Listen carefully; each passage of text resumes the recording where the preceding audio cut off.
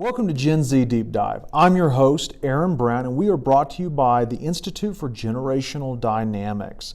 We are also brought to you by our sponsor, Opals and Cosmos, or Opals and Cosmos. I just like to pronounce the word Cosmos, who makes quality pens that we enjoy wearing here around the Institute for Generational Dynamics. If you get a chance, go over to the link on the video and check them out. We guarantee you will love their products. So this week we want to remember Halloween at Yale University, specifically the Halloween season in 2015. It's the 4-year anniversary of the protests at Yale University, and this was when Gen Z age students on the campus of Yale caused an uproar. What was the uproar about? Well, in 2015, Yale's administration sent out an email guiding, maybe warning, students to be cautious of how they dressed for an upcoming Halloween festivities. Dr. Erica Christakis, an expert on education and child development, who lectured at Yale while also simultaneously serving as a residential life director, read the email from administration and felt conflicted by the email. Erica decided to respond to the email and questioned whether or not Yale administrators should advise students on their Halloween garb. Sure, maybe this was good for Yale's spirit of avoiding hurt and offense, but she was worried that the growing tendency to cultivate vulnerability in students carries unacknowledgeable costs. She questioned institutional exercise of implied control over college students. And free speech and the ability to tolerate offense are the hallmarks of a free and open society. These are some of the things that she wrote in her email response. However, what she didn't know was that her response would also go to the student body. When the student body read and interpreted the email, they interpreted the email as support for racist costumes. Erica and her husband, who also taught and was a residential life director at Yale, ultimately, Christakis resigned. And her husband, he took a sabbatical for a year, then he resigned. Jonathan Haidt, who wrote the book, The Coddling of the American Mind, writes about this very same incident. And he says that it's in our own mental prototype, or it's in the student's mental prototype, to think of themselves in two types of groups, victim or oppressor. And everyone is placed into one box or the other. This revealed much about what Ivy Leagues have turned into in America. And when we say Ivy Leagues, we mean Harvard, Yale, Brown. It also revealed how many Gen Z have come to see the world, or their worldview of America. Is it victim or is it oppressor? We might also look at the Berkeley riots in 2015 and 2016 in the wake of Donald Trump's winning the presidency. We also saw schools like Middlebury become violent, in which a speaker was assaulted while attempting to flee the campus. What are some conclusions we should draw from campus violence against the American value of free speech?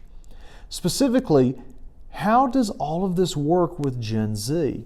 Again, Dr. Haidt writes about the effects of tribalism on all of our minds, not just Gen Z.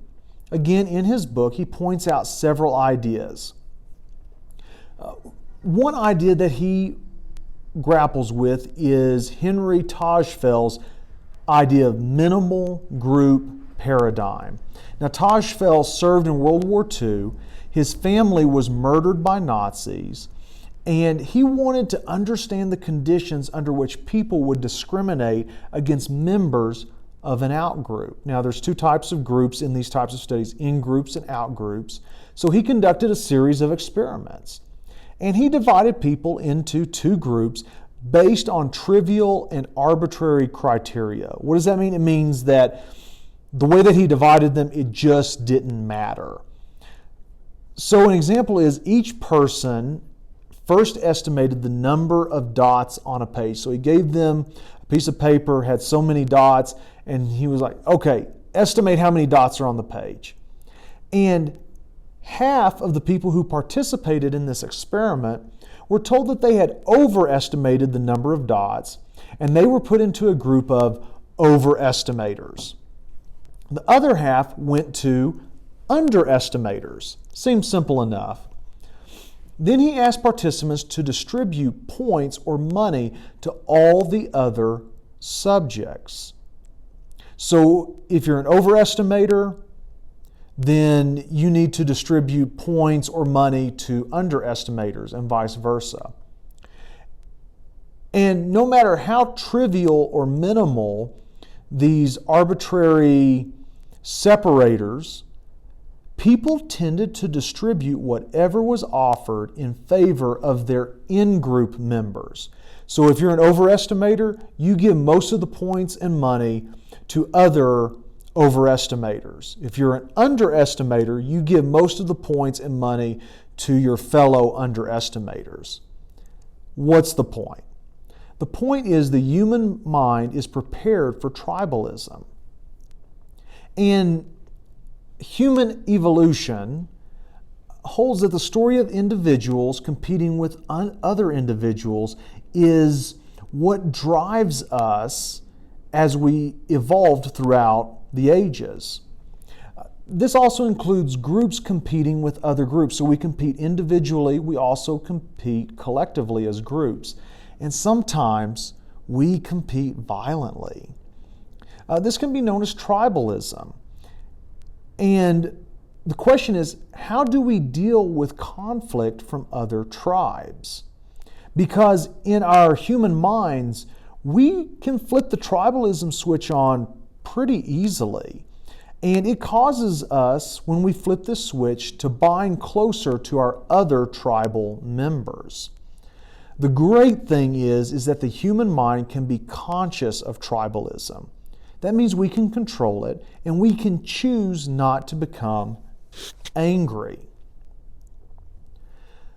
We can choose not to become angry when the people that we consider part of our in-group fraternize with those we might consider the enemies. So if you're an overestimator and you see your buddy Joe fraternizing with an underestimator, you can choose not to become angry. You can turn the tribalism switch off.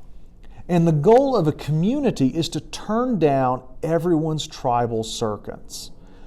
What happens when a college community emphasizes distinctions among groups and claims that distinctions are not trivial or arbitrary?